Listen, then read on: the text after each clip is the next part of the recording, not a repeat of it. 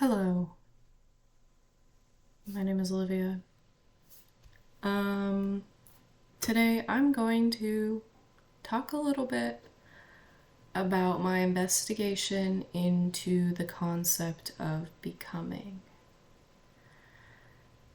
This is something I can't let go. For some odd reason, it's still here with me. I posted a video about it a little bit ago, and I didn't know very much then. Still can't say I know very much now, but I'm elaborating on it. What does it mean to become? So, let's see. Become, as defined by Merriam-Webster, is to come into existence, to come to be, to undergo change or development. Another alternate definition that's pretty similar is from dictionary.com: to come to change or to grow to be, to come into being, or the concept of become of something, to happen to be the fate of. Old English bekommen was to come about or to happen. The phrase becoming, as used in the context of like to suit somebody, in the early 13th century, becoming or become as an adjective was used in the context to agree with or to be fitting. There's this concept of the point of convergence that William Kentridge talks about in his drawing lectures. This point of transformation, this meeting point, this like singular point of transformation. And it can be seen in, for example, a camera. The point of transformation in a camera, like an older camera, is between the lens and the plate that the image is being printed on, that dark spot or the light spot. That is the point of transformation. In a printing press, there are two rollers, or an etching press, or whatever it's called. There are two rollers.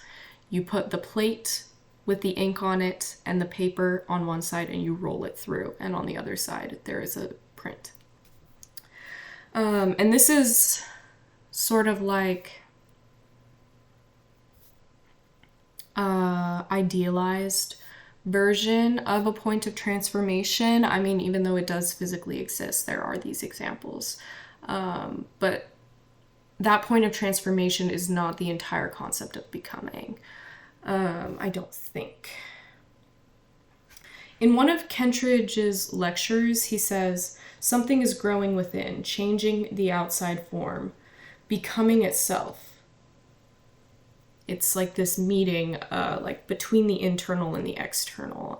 And there's this like reoccurring theme that I see a lot throughout all of the things that I have been doing and reading over the past like 6 months. There's this theme of liminality. There's the not, the point of becoming.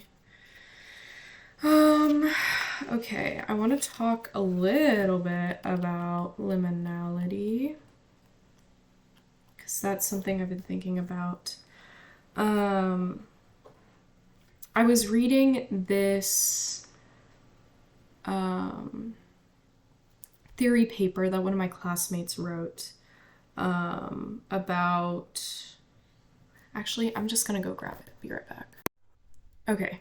It's called The Rational Soul and the Logos of Creation, a synthesis of Greek philosophy, Jewish theology, Christian doctrine, neuroscience, and scientific rationality.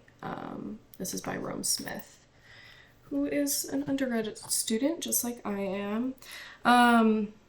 But he talks about language and the Sublime, and he's quoting or referencing Kant.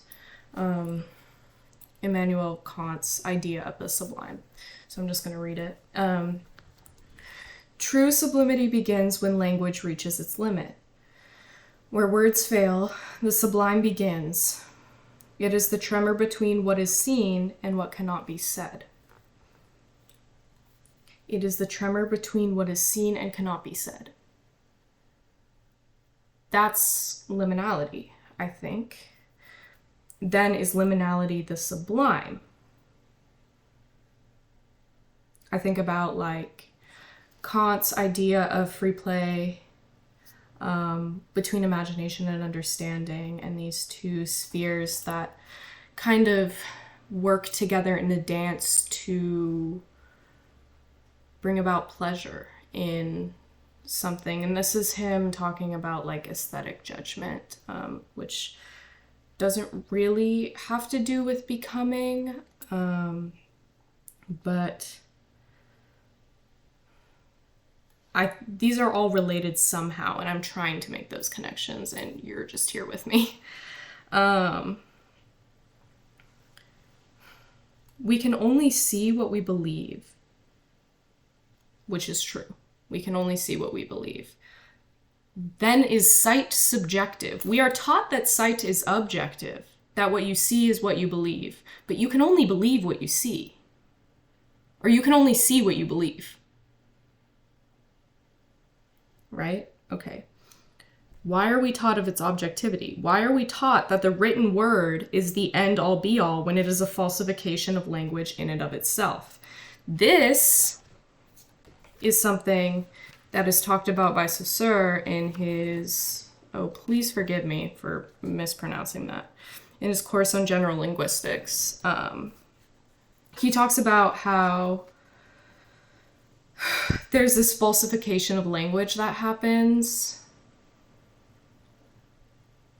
Oh my God, it becomes.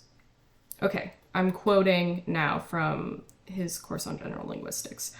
When the written word no longer squares with the spoken, it is the written sign which is called into question. Quite wrongly, for it is on the side of the spoken sound that we must seek the cause of the lack of agreement. The written sign has remained stationary. Meanwhile, the sound was changing, following in so doing the natural development of language. Basically, what he's saying, the written word and the spoken word don't work together anymore. There was a moment in time where written word was not prioritized over spoken, and this was written in 1907, of course, so this is over 100 years old now. And even that's relatively modern compared to times that he is talking about. But this falsification of language happens when we begin to rely on the written word for our pronunciation or how we speak.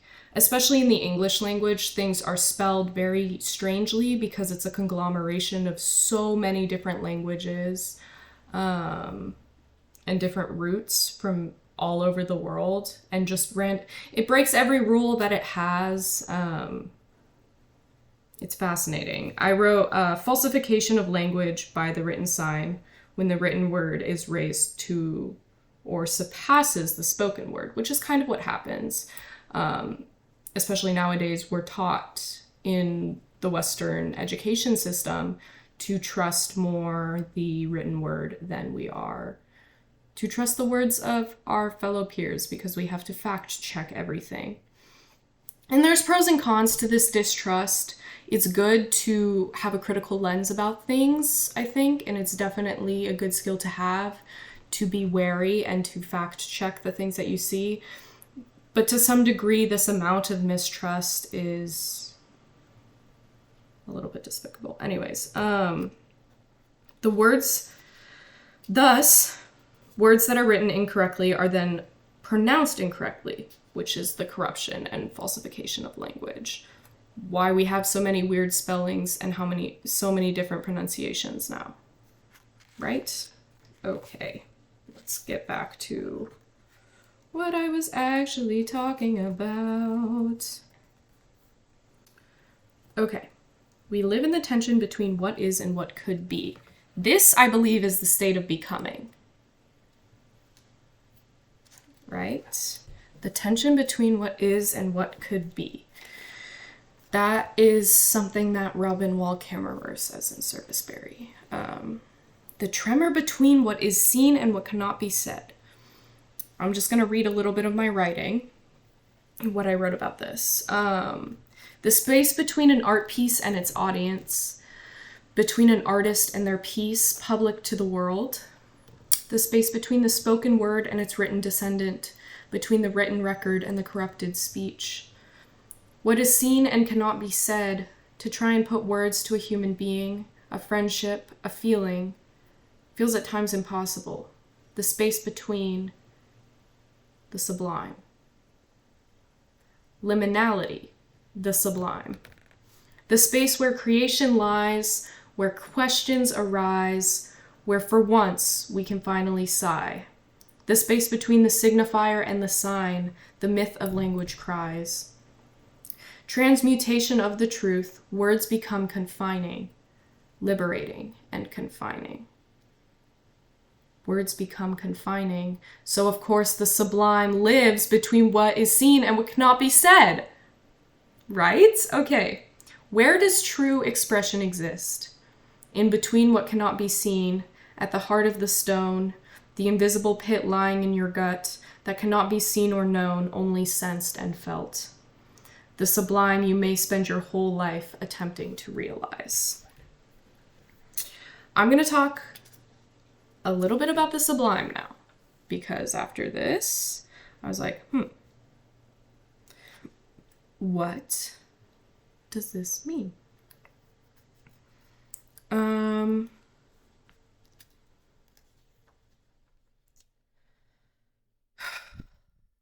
What does Kant say?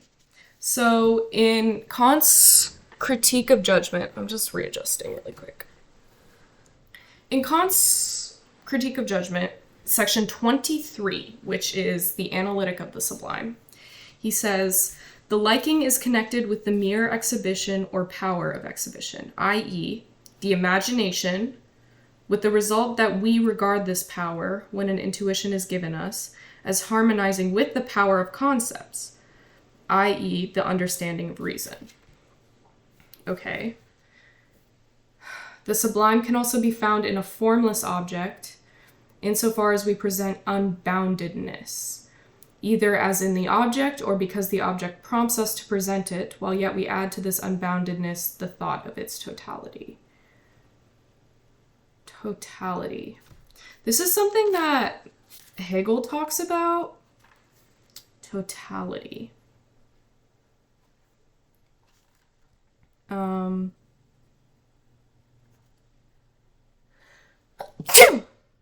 bless. Okay. The synthesis of subjectivity and objectivity is the totality of all things. That is a Hegelian concept. I think. I'm not well versed in Hegel whatsoever. I'm an amateur. Take any of this as you will, if you want to take it at all. Okay. There's a difference between beauty and sublime. And beauty is an indeterminate concept, according to Kant. According to Kant, beauty is an indeterminate concept of understanding on the basis of quality. Sublime is an indeterminate concept of reason based on quantity.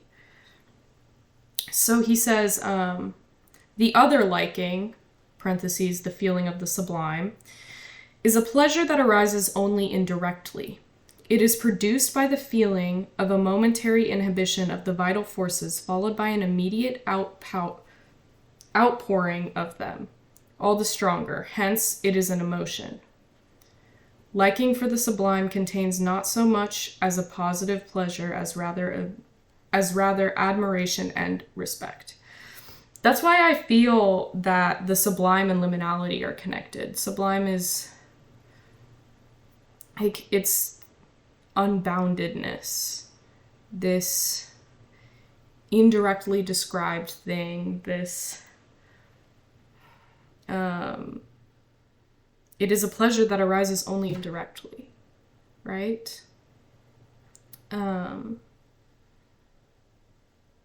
Yeah. So, okay.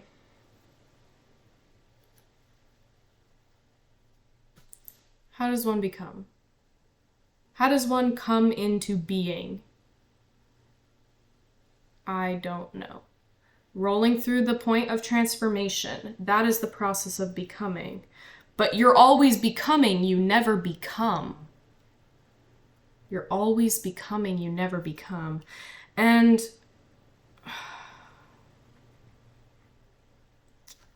you're always becoming, you never become. Becoming is a constant process. It's a process of growth and change, of transition, translation from one thing to the next. How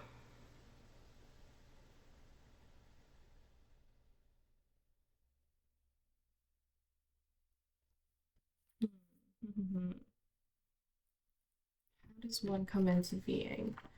So, okay, let's go back.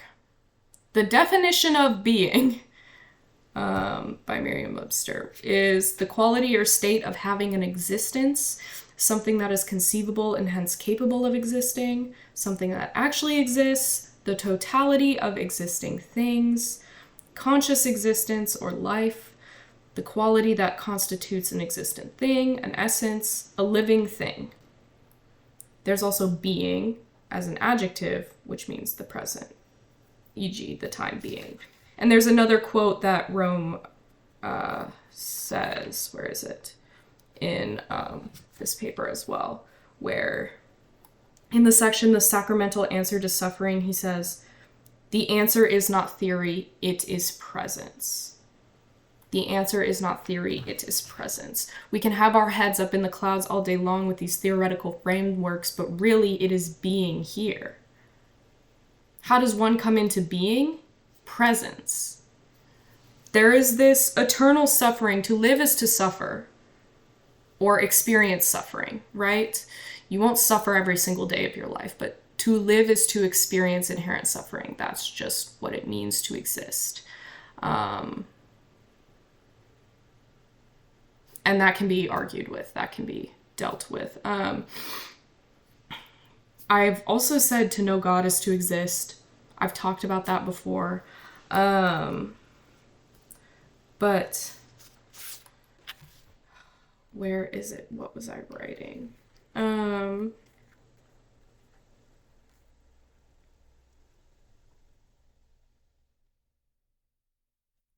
More on Hegel. He kind of says in the, oh my god, I don't even remember what this one was. God forgive me. God for freaking give me. I'm an amateur. I'm gonna keep talking about this. Please correct me if anything that I'm saying is wrong, or you think is wrong, or what you think is right. Because I'm actually interested to hear. Hegel says things are always changing, always in a process of becoming. Basically, no definition can be fixed trying to know something throughout its fluctuating state.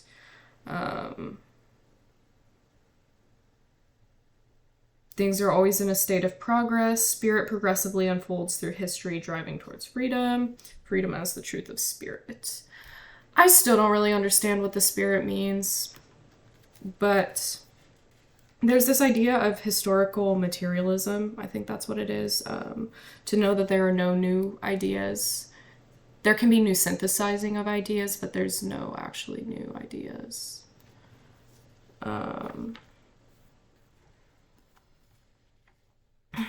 There's this quote that I found from Kurt Vonnegut. I think that's how you say his name. He's an author who wrote, there was like a class of high school students that like wrote letters to their favorite authors, and he was the only one that responded. And in his letter, he tells the students to write a 6-line poem, tear it up into 20 pieces. Don't share the poem with anyone. Tear it up into 20 pieces, put it in 20 different trash cans. He said, you will find you have already been gloriously rewarded for your poem. You have experienced becoming, learned a lot more about what's inside you, and you have made your soul grow. So what does it mean to become? How does one come into being? Salvation is not in theory, it is in presence. Perhaps in full presence, acceptance of the space and time one is in, moment by moment. Is full and unfettered presence even possible? Is it possible to be so present that thoughts of another time outside the current moment exists or has existed? What is presence without the possibility of remembrance? And I think this is historical materialism.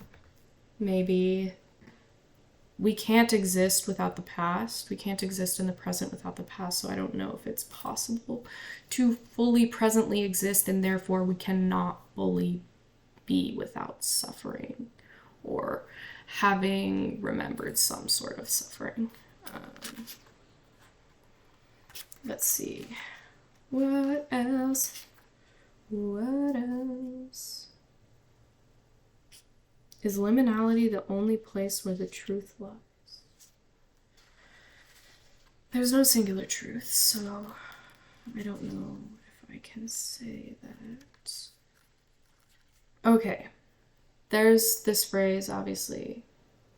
It becomes you. It becomes you.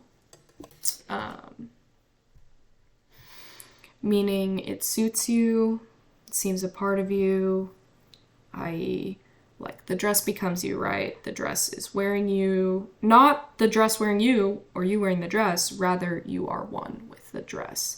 The dress is an extension, a part of you, working in tandem, harmony, and congruence. This idea of becoming, it's like a knot. It is maybe the quilting point, which I still don't know very much about, but need to learn more. And I think that's a Lacanian concept, the quilting point, where the layers come together. I'm a sewist. So, like, to me, I see that very literally. Like, I'm sewing a quilt, you know? It becomes you is an idiom, which is a non-literal form of expression carrying figurative meaning. So if we look at that as an expression, it can be carried in a few ways. There's verbal expression, which is maybe like, yes, the dress becomes you. That's me saying the dress becomes you. Language, some things that are written. There's also physical expression, like self-expression, how I express myself through my movements, my characteristics, the things that I wear, the things that I do, the things that I create, right? There are these different forms of expression, and that is, I think, part of the process of becoming, maybe. Become as in suiting something. I'm in the process of making something out of my own hair right now.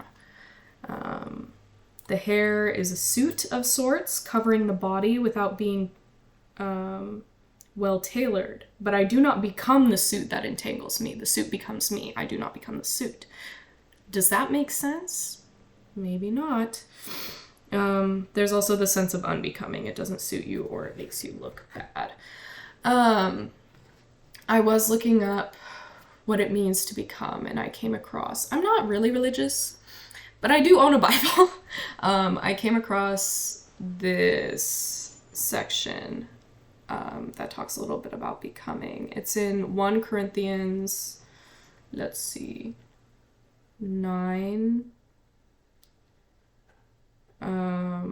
22. It's Paul's use of his freedom. Now, I don't really know much about the Bible, but I went and I flipped through to find this, which is really interesting. Of this, he says, "Though I am free and belong to no one, I have made myself a slave to everyone, to win as many as possible." Now, I'm critical of this. I'm free and belong to no one. I have made myself a slave to everyone to win as many as possible. He goes on to say, to the Jews, I became like a Jew to win the Jews. To those under the law, I became like one under the law. though I myself am not one under the law, so as to win like those under the law. To those not having the law, I became like one having the law, though I am not free from God's law, but I am under Christ's law, so as to win those not having the law. To the weak, I became weak to win the weak. It's kind of giving people pleasing, Paul. I'm not gonna lie. Even if you're doing this for the sake of the gospel so that you may share in its blessings. It's giving changing yourself for others. Though, I think it could also be interpreted as maybe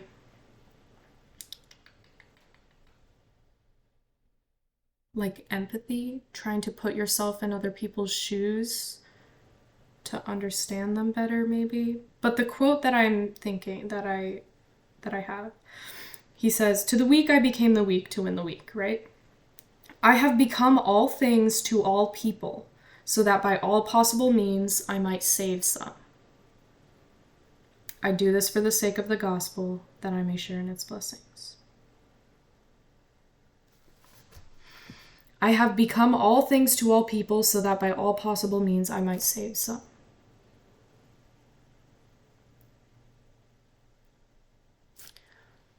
I am not a theologist. I don't know the Bible front to back. I barely know anything of it. So, if any of these theories that I have are just way out of the context of what this means, take it with a very large grain of salt. This speaks to me in an empathetic way, in learning the ways of other people, or aiming to understand the ways of other people to try and help them. There's this deep-seated pain or empathy, understanding. And I think about Lauren Olamina in Parable of the Sower, who's a hyper-empath and physically feels others' pain when she watches them get hurt. And there's this, I don't know, kind of like this idea of becoming the world around you. You are a product of your environment, and everything that came before you, everything that you've ever interacted with, everything that's ever happened to you, every person you've ever had a conversation with. It's the notion of relationality again, which I've talked about before, but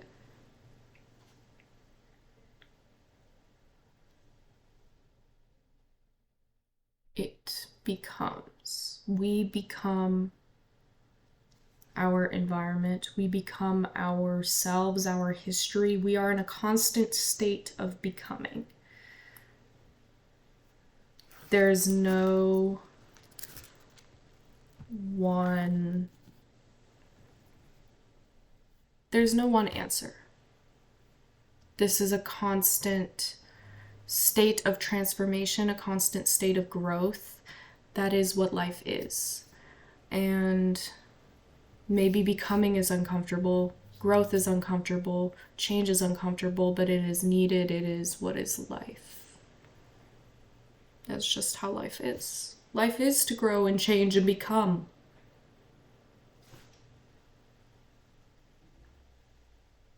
I don't know. What do you guys think? What do you guys think it means to become? Or how one comes into being?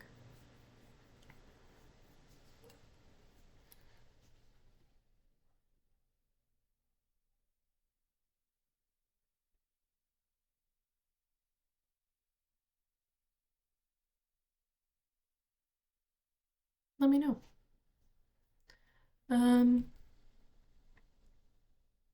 Maybe I figured it out so far. This feels a lot more figured out than the last one, though this one is 30 minutes long.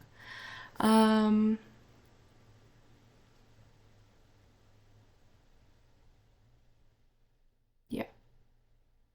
Let me know. What do you think it means to become? And how does one come into being? And how can we use these questions and these answers to expand our thinking and our empathy and our compassion of others in the world around us in these very trying times. I don't want to get biblical on y'all again, but as I was looking for this, I did see another quote that I had underlined previously about love.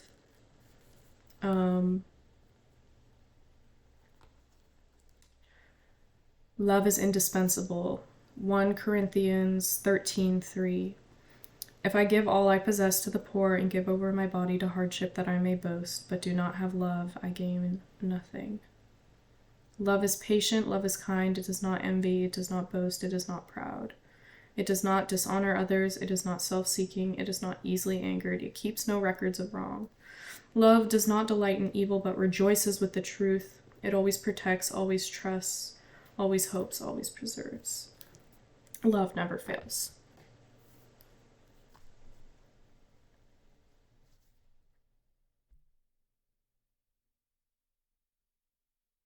Okay, God. Okay, God, you gotta hate that. Yeah.